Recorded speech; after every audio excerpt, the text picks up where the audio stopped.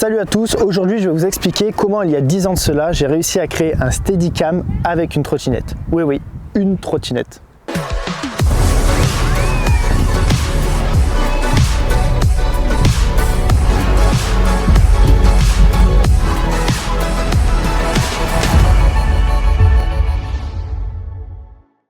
Alors oui, il y a plus de 10 ans de cela, j'ai voulu créer mon propre Steadicam.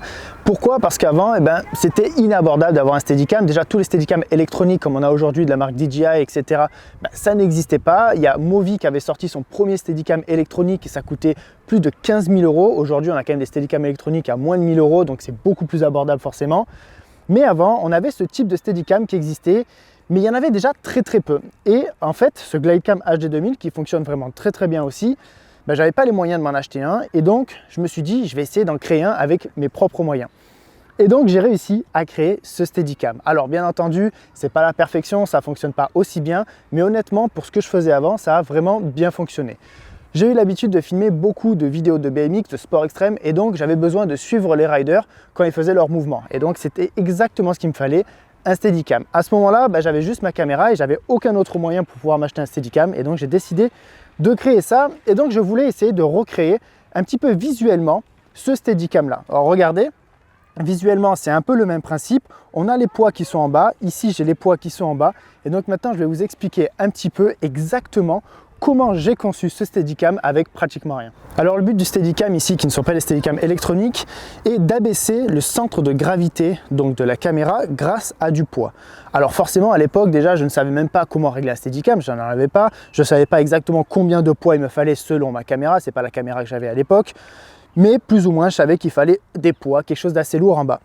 Et donc j'ai pris un guidon de trottinette. Alors je fais attention quand même, mais si vous regardez en fait, c'est clairement en fait un guidon de trottinette que j'ai pris ici. Et là vous pouvez voir que en fait on a les poignées du guidon de trottinette qui s'enlèvent et qui se remet.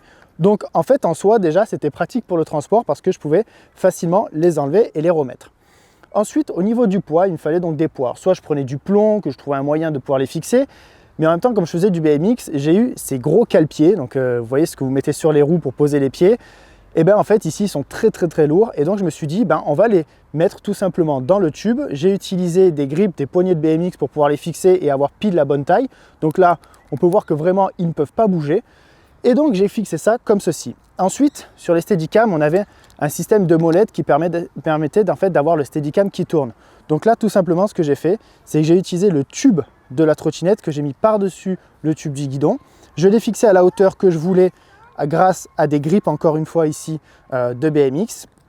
Au-dessus, je l'ai bloqué grâce à un riselant, tout simplement, que vous pouvez trouver dans n'importe quel magasin de bricolage. Ici, j'ai mis une petite collerette, pareil, des poignets, tout simplement pour ne pas me faire mal et protéger en fait ce riselant ici. Et au-dessus, j'ai utilisé en fait la tête d'un vieux trépied pour pouvoir fixer ma caméra. Donc là, tout simplement, pour pouvoir la fixer, j'ai mis un bout de bois à l'intérieur du tube.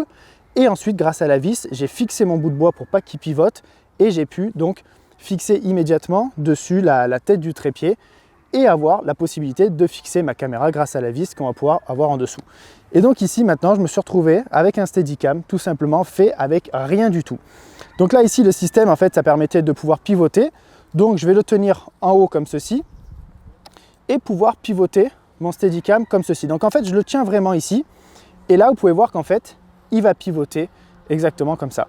Donc après le but bien entendu c'est de toujours avoir cette technique où on marche sur des œufs pour pouvoir avoir le moins de mouvement possible et surtout éviter le haut-bas qui n'est jamais compensé sur les Steadicam, même les Steadicam électroniques. Et donc ici, je vais vous montrer, je vais vous faire une petite démo. On va voir, je vais essayer de filmer 2-3 trucs autour, on va faire des démos avec la stabilisation tout simplement du Steadicam et après on va essayer aussi, voir le comparatif avec en post-production, rajouter un petit peu de stabilisation que vous avez directement intégré dans vos logiciels de montage. Ici on part sur un boîtier qui n'a aucune stabilisation en interne, ni dans le boîtier ni sur l'objectif, donc on est vraiment sur une stabilisation exclusivement de la trottinette. Bon, ça fait pratiquement 10 ans que je ne l'ai pas utilisé, donc on va voir ensemble et honnêtement j'ai un peu peur de ma fixation avec le 1DX au-dessus. Donc je vais aller doucement, je vais essayer de marcher sur des œufs comme je vous ai dit pour essayer d'être le plus stable possible et je vais essayer de filmer voilà, le sapin, de tourner un petit peu autour et on va voir ensemble directement le résultat. C'est parti.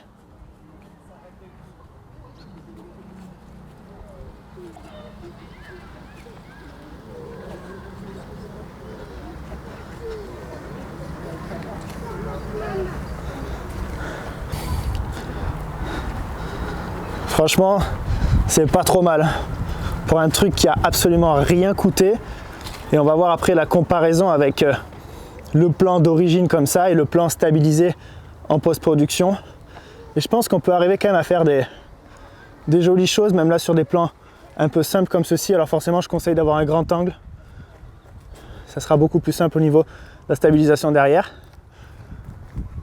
On va essayer de refaire un petit plan ici avec des feuillages. On va voir un petit peu ce que ça donne.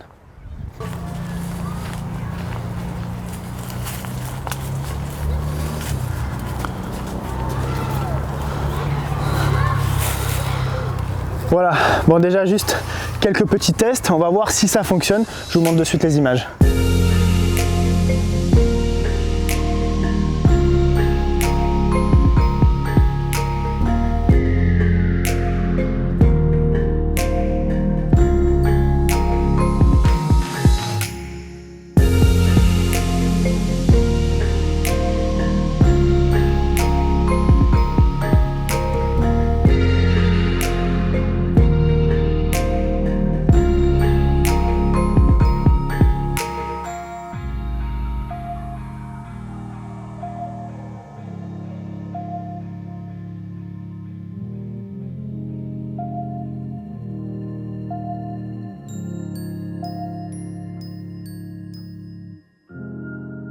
Donc là maintenant on va essayer d'aller un petit peu plus vite, on va essayer de courir, on va voir si ça fonctionne, franchement je suis pas sûr.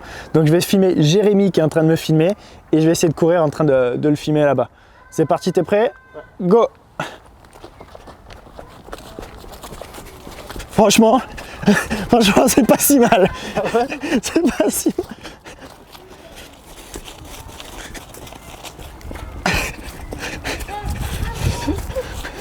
Franchement, pour un truc fait avec une trottinette, franchement, à voir avec la stab en plus.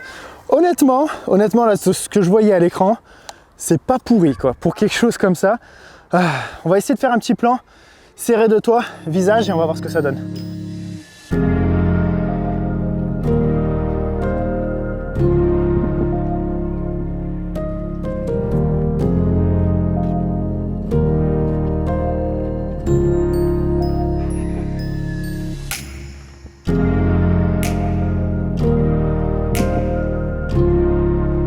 Alors là maintenant, je suis un peu soufflé, on va essayer de filmer avec le Steadicam à l'envers, avec la caméra vraiment à ras le sol. On va voir, honnêtement je suis pas encore convaincu de ça, on va vraiment tester en direct. Donc c'est parti, play, ça tourne et on va essayer d'aller vers l'arbre. J'ai peur de perdre mon 1DX mais c'est parti.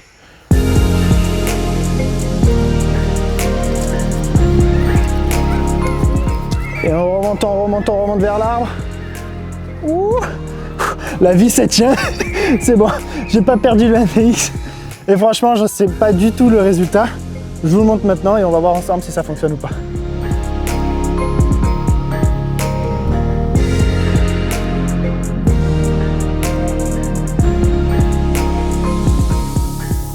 Bon maintenant on va essayer parce que je pense que le plan avant il fonctionne bien. Maintenant on va faire Jérémy qui va marcher, on va essayer de le suivre, de faire une vraie action avec un personnage. Avec le même système, on va voir ce que ça donne. Jérémy, t'es prêt? C'est parti.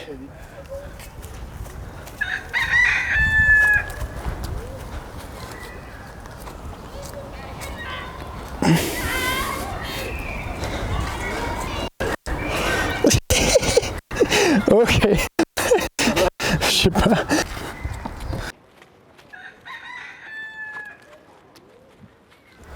Alors honnêtement, je pense que pour ce que ça a coûté ça, c'est-à-dire à rien du tout, c'est vraiment pas mal. Voilà, c'était un truc que j'utilisais il y a des années et des années. Donc voilà, ici c'était quelque chose pour vous montrer que on parle toujours du matériel en disant le matériel est un frein, pourquoi si j'ai pas cette caméra, si j'ai pas cet accessoire, forcément j'arrive pas à filmer, je peux pas faire des belles images. Ici je vous ai montré qu'avec rien du tout, on peut arriver à stabiliser une caméra. Ici, peu importe la caméra que vous avez, là vous avez vu qu'il y a une caméra avec zéro stabilisation, donc peu importe la caméra que vous pouvez avoir, ici on parle du Steadicam et donc on l'a fait avec vraiment rien du tout, la débrouille absolue.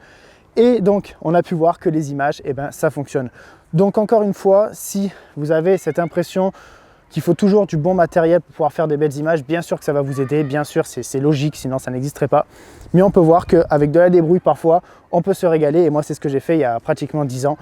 Et donc c'est comme ça que j'ai fait mes premières images en BMX où je suivais les riders. Donc voilà. J'espère que cette vidéo elle vous aura plu. N'hésitez pas, si vous voulez vous former encore sur la formation en photo, en vidéo, si vous voulez aller encore plus loin, n'hésitez pas, vous avez le lien dans la description pour voir un peu mes formations, si ça peut vous aider à faire de la photo, à faire de la vidéo. Je vous apprends toutes mes astuces aux 4 coins du monde. Donc voilà, n'hésitez pas à aller regarder. En plus, les formations sont finançables grâce au CPF, donc ça peut vous aider et potentiellement ne rien avoir à payer. Merci à tous, n'hésitez pas à lâcher un petit pouce bleu, à vous abonner à la chaîne et je vous dis rendez-vous dans la prochaine vidéo. Ciao!